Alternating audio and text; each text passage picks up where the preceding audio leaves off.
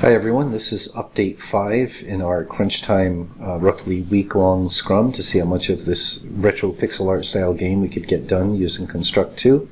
And we'll just jump right into it. Here with me as always is Corey. Say hi, Corey. Hey, how's it going?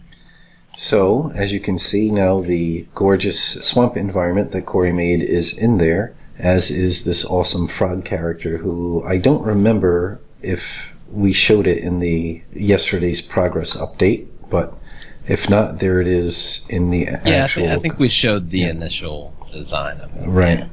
And then these are spawners now for those big kind of dragonfly crossed with mosquito insects. And then, so without further ado, let's run this level and show what we've got. The mosquitoes or the big insects are fully functional, but... and then these toads here, they do a jumping spin thing, and right now you can hit them that way, or you can hit them out of the air and they bounce back. And then after they lose all their hit points, I made these toads have a special behavior where they don't blow up until after they land back on the ground. So that way if you... the bugs work too, and you can... Oh, let's see... I think you can successfully air... Oh no, it's because the firepower.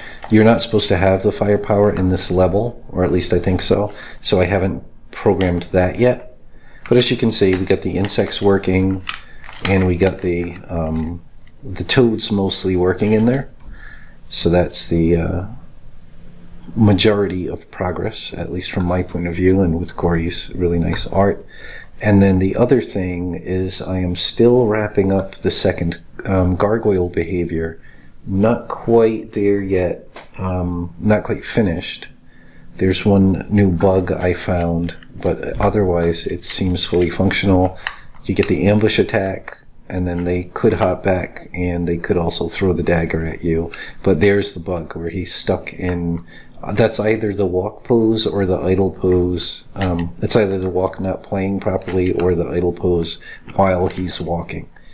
But once I figure that the functionality is all in there now... Oh, and the other thing is I haven't yet programmed the thrown dagger to hurt the player, but that'll be very easy as well.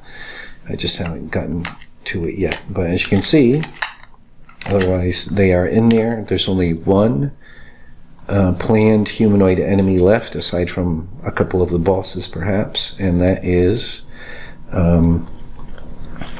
this guy, who is also going to be in the swamp. And Corey just finished him very recently, or his design. He's not animated yet, and he's not a sprite art object yet, so presumably when Corey has the time, that will be his next task. And then the other thing is eventually cleaning up the cave level that is still in the rough art mode, as are the gargoyles themselves. Was there anything else, Corey? Is there anything else specifically that you plan on working on, or? Yeah, I'm probably gonna try to animate the Fishman next, Cool. as much of that as possible, and then I'll probably move on to the cave after that and get it looking better, and cleaning up the gargoyles' frames. And you had mentioned altering the bat a little bit, maybe updating its look a little bit. So I'll do that as well. Awesome. And yeah, it makes sense. Other than that stuff. Yeah, but so. All right, so once the cave and the gargoyles are done, that'll really establish the style of that environment. And since the caves and the bats are, the gargoyles and the bats are somewhat related in their overall color scheme and texture, it would make sense to pull some of whatever design aesthetic you arrive upon for the gargoyles and apply it to the bats too, because currently they're the only enemies that were done by me, and back when the game had a slightly more cartoony style. So it'd be cool if you just, retouch them with a bit more detail and stylize them a little bit more like you would have. There we go. Sometimes sentences are hard.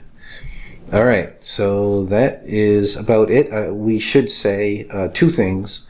One, it's really important during crunch times to not get caught up with the whole so we'll call it the mystique or the romance of hardly sleeping at all and working crazy hours, because no matter how young you are, and neither of us are young anymore, but it catches up with you, and you can definitely reach a point where you're now doing more harm than good. You're slowing down as a programmer. You're making bugs that you would have never even made, and the bugs that do happen take much longer to fix. And it can be the same thing with art. Being really tired can make you less creative, less able to focus and really do your best work. So you have to find that balance. And so we slowed down a bit. We had a conversation about it like a night and a half ago or something. And we slowed down a bit right now. And I should also mention that I've got some other kind of other life and day job type stuff that's about to hit me pretty hard starting tonight, and probably for roughly a week or so.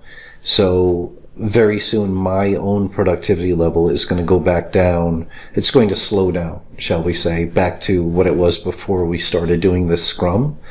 But we're still going to put a lot of focus on just getting this game ready for a 1.0 initial release, so that our patrons and other people can start testing the game and giving us feedback before we start adding the, just improving gameplay, adding whatever things we really feel will drastically add to the value of the game. But I think that's about it. Did you have any other last minute points or anything, or questions, Corey? No. All right, cool. Well, we will end it there. Keep it short and sweet.